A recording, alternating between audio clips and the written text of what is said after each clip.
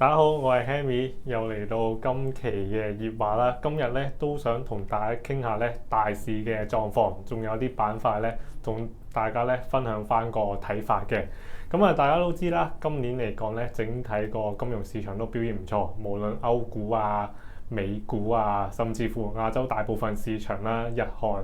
同埋台灣咧。都咧今年嚟講咧都有雙位數以上嘅一個升幅啦。亞洲市場嚟講咧，僅可能澳洲啊、印度股市咧，相對嚟講咧，今年表現順息未有呢個1成以上嘅嗰個升幅嘅啫。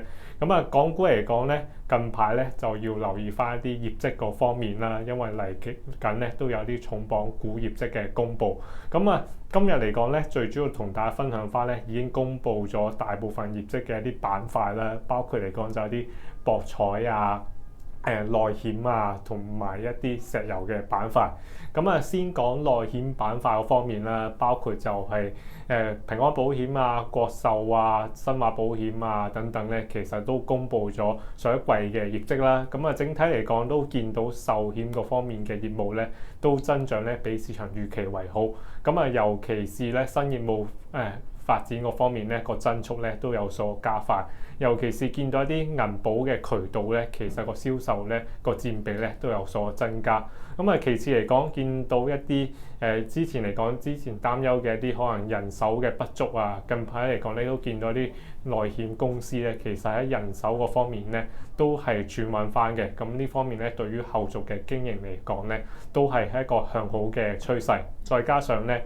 始終中港嗰方面咧個金融市場都表現唔錯，一啲壽險公司旗下嘅一啲投資組合咧，其實都提供到一個正回報嘅。整體嚟講，壽險嘅一啲公司咧，其實見到咧，目前嚟講咧，估值都唔算貴，再加上一向嚟講都有個穩定嘅派息，嚟緊嗰個派息嘅比率咧，預期都會有所增加嘅，所以咧都繼續咧適合一啲咧就係相對咧保守啲、審慎啲嘅一啲投資者嘅。其次嚟講咧，就講下啲博彩嘅板塊啦。上個月10月份咧，澳門嘅博彩收入咧，其實就俾到市場驚喜嘅。10月份按年嚟講咧，個博彩收入咧都增長咗咧16%。係呢個疫情之後咧最佳嘅一個月份嘅表現啦。呢方面嚟講咧，預期咧今個月咧11月啦嘛，始終澳門咧都有唔少嘅啲節目啦，包括全運會啊、教蘭披戰嘅賽車啊，再加上唔同類型嘅一啲音樂節啊、演唱會等等，呢方面嚟講咧都有望咧帶動翻咧11月嘅一個博彩嘅收入嘅。其次嚟講，非博彩業務嘅方面咧，預期咧都會有所提振。尤其是咧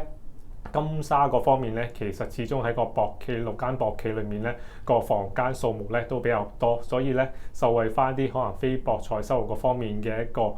因素咧，都會比較大啲嘅。呢方面嚟講咧，短期咧都見到咧，今年年初至今咧，博彩股嘅啲股價咧，始終嚟講都有個跑輸大市嘅。嚟緊咧都有望咧有個追落後嘅空間。呢方面嚟講咧，都適宜咧做翻個短線嘅關注嘅。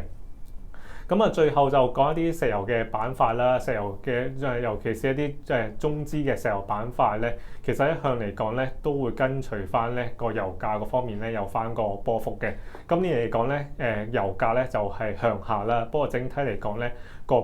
波幅，尤其是喺近呢幾季嚟講咧都有所喘定。嚟緊 OPEC Plus 咧都有所提醒啦，就係嚟緊明年第一季咧就會即係減產啦。呢方面嚟講咧，都會咧有個咧為呢個油價托價嘅一個跡象啦。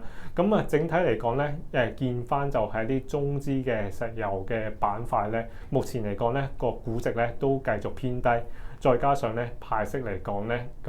整體嚟講咧都有個唔錯嘅派息嘅。預測個股息嘅回報率咧都接近7厘，好過一啲內銀啊、內險等等。不過咧要留意翻咧